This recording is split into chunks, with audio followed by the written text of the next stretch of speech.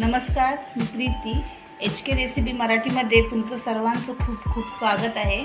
तर आज आपण बनवणार आहोत साखर आंबा रेसिपी।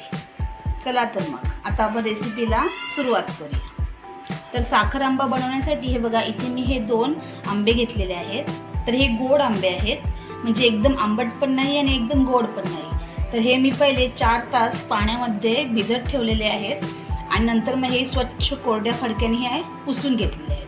कारण की आपण जो साखर आंबा बनवणार आहोत तो वर्षभरासाठी बनवणार आहोत, त्यासाठी याला पाणी बिलकुल आपल्याला वापरायचं नाही आहे। तर आपल्याला पहिलं काय करायचं आहे, हे आंबे आपल्याला सोलून घ्यायचे आहेत। त्यासाठी पहिलं मी जी लस काढून घेते, नंतर हे आपल्याला सोलरच्या साहाय्याने असे सोलून घ्यायचे।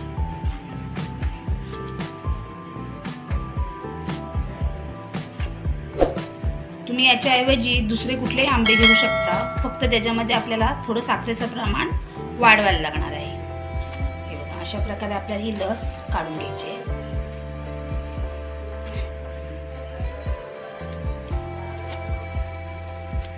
असे आता मी हे आंबे सोलून घेते। तर बघा, इथे 2 आंबे मी हे सोलून घेतलेले आहेत। हे वजनाने ना अर्धा किलो इतके आहेत। हे आंबे आहेत ते आता आपण किसून घेणार आहोत।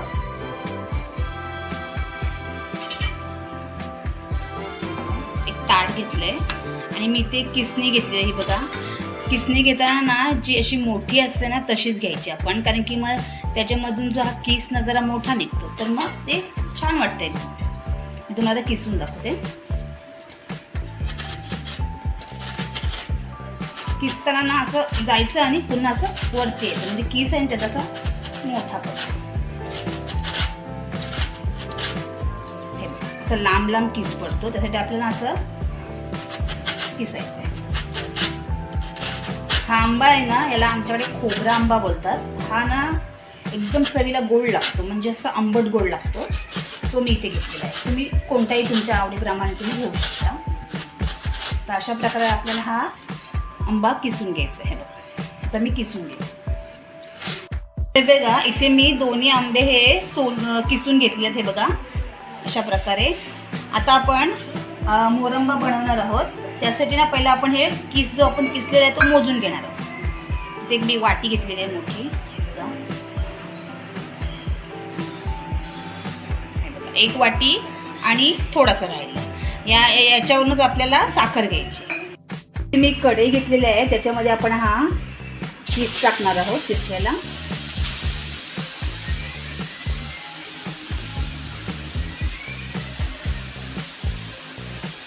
आपल्याला एक 3-4 मिनिटे छान असा परतून घ्यायचा आहे।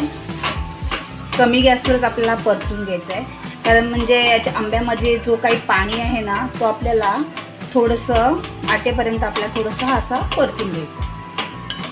कारण की आपण हा साखर आंबा आहे तो आपल्याला वर्षभर ठेवायचा आहे।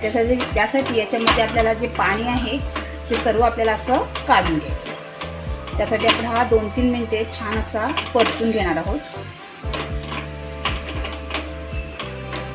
तर हे बघा, इथे 2-3 मिनिटे आपण हा छान असा परतून घेतला। त्याच्यातलं पाणी आहे ना ते सुद्धा आता नाही आहे, बघा पूर्ण आटलेलं आहे। आता याच्यामध्ये आपल्याला टाकायची आहे साखर। ते बघा, आपला 1 वाटी किस होता, तर मी ते 1 वाटी साखर घालते आणि थोडंसं जास्त होतं मीडियामध्ये थोडीशी आणखीन साखर। त्याच्यानंतर इथे मी 4 लवंग घेतलेले आहेत आणि 2 वेलची।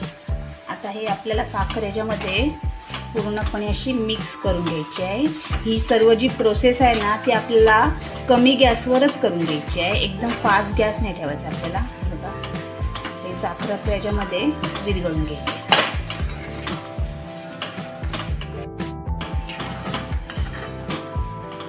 हे बघा, साखर कशी मस्त आता विरघळत आली आहे आपली। आता ना आपल्याला असंच ढवळतच राहायचं, असं थांबायचं नाही आहे, कारण की मग लागण्याची शक्यता असते खाली। त्याच्यामुळे असं आपल्याला ढवळत राहायचं।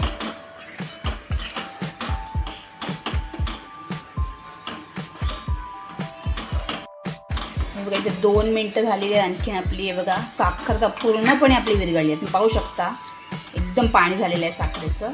आता आपल्याला असं ढवळतच राहायचं आहे आणि आपल्याला ना 1 तारी हा पाक करून घ्यायचा आहे. याच्यापेक्षा आपल्याला जास्त नाही करून घ्यायचं आहे, कारण की जर तुम्ही जास्त जर पाक केलात मग तर नंतर तो साखर आंबा आहे ना तो एकदम कडक होतो.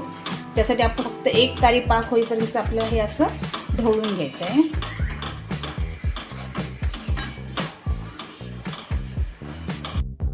हे बघा इथे आपले 5 मिनटं पूर्ण झालेली आहेत. आता आपण याच्यामध्ये ना मी इथे थोडंसं मीठ घालते आहे, एकदम थोडंसं चवीसाठी. आणि त्याच्यानंतर थोडीशी हळद, एक कलरसाठी. या हळदीमुळे ना याला ना साखर आंब्याला छान असा कलरसुद्धा येतो. तुम्हाला जर नसेल टाकायची तर तुम्ही नाही टाकली तरी चालेल, किंवा याच्याऐवजी तुम्ही केशरसुद्धा वापरू शकता. मी ते हळद घालते. हे बघा छान कलर आला लगेच. अजून आपल्याला एक 5-7 मिनटं तरी हा असाच कमी गॅसवर ढवळून घ्यायचा आहे. हे बघा इथे आपली आणखीन एक 5 मिनटं झालेली आहेत. एकूण आपल्याला इथे 10 मिनटं लागलेली आहेत. आता आपण जरा चेक करणार आहोत.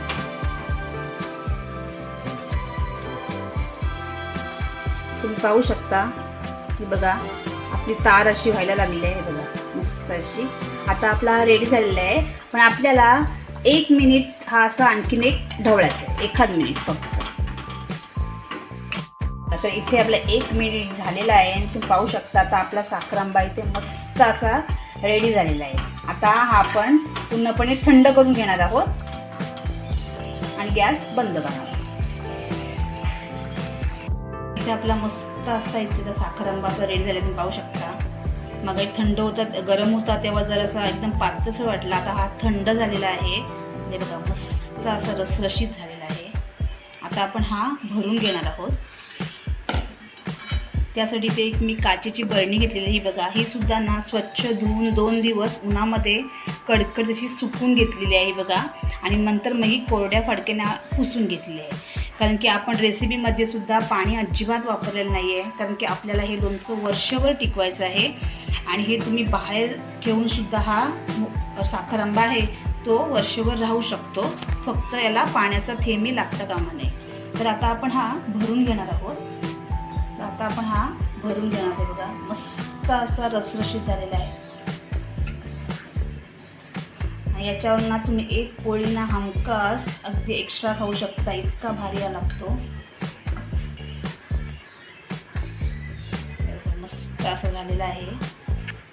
आणि या प्रकारे ना तुम्ही साखर आंबा एकदा नक्की करून बघा, एकदम मस्त होतो हा. आणि अगदी काही होत नाही, एकदम मस्त एकदम रसरशीत असा हा साखर आंबा तयार होतो. आणि जर तुम्हाला माझी ही जर रेसिपी आवडली असेल तर रेसिपीला लाईक करा, शेअर करा आणि चॅनलला सबस्क्राईब करा. धन्यवाद.